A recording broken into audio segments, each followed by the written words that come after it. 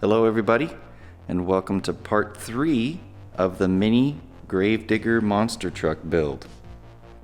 In the first video, we introduced the concept for this build.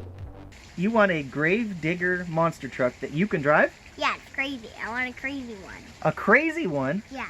So the boys and I are thinking that these tires, a little too small. This is more what we have in mind, right boys? Yeah. And in the second video, we narrowed this front Suzuki Samurai axle housing with the help of Keith Stone. Please? Oh God, this is embarrassing. Turn off the camera. In this video, we're going to talk about the engine selection for this build and possibly a few options like a Suzuki Samurai transfer case. And we've got the Gravedigger turned up here for reference so that we can start building the beginnings of a tube chassis for this little beast. My original plan for this build is to use this 16 horse Duromax engine. I've got a CVT drive set up for it and also a little forward reverse gearbox that I can move that driven pulley onto so it actually have reverse. A lot of you guys had comments that you were concerned that the 16 horsepower engine wouldn't be able to move this thing. It's big and heavy. Well, I have no doubts that it would be able to move this thing. Gearing can make anything possible. The question would be, if you geared it low enough to actually be a good crawler, it might be too slow to have any kind of excitement at all to keep the kids' interest. So in that vein, I'm going to try also to stuff a Suzuki Samurai transfer case. Then I could have a low range for crawling, crushing cars, that kind of stuff. And then have a high range that it would still maybe go fast enough that the kids wouldn't get bored with it. And many of you would be excited to hear that there's also a possibility I may have found a utility quad engine out of a four-wheel drive utility quad. So it would have the outputs for the front axle and the rear axle all built into a nice small package, have a high, low range and multiple gears. So it'd be able to, be geared low enough to crush cars, run over big obstacles, and then shift it up into a higher gear that it would still be a pretty fun and exciting vehicle to drive. So I got my fingers crossed that that actually pans out.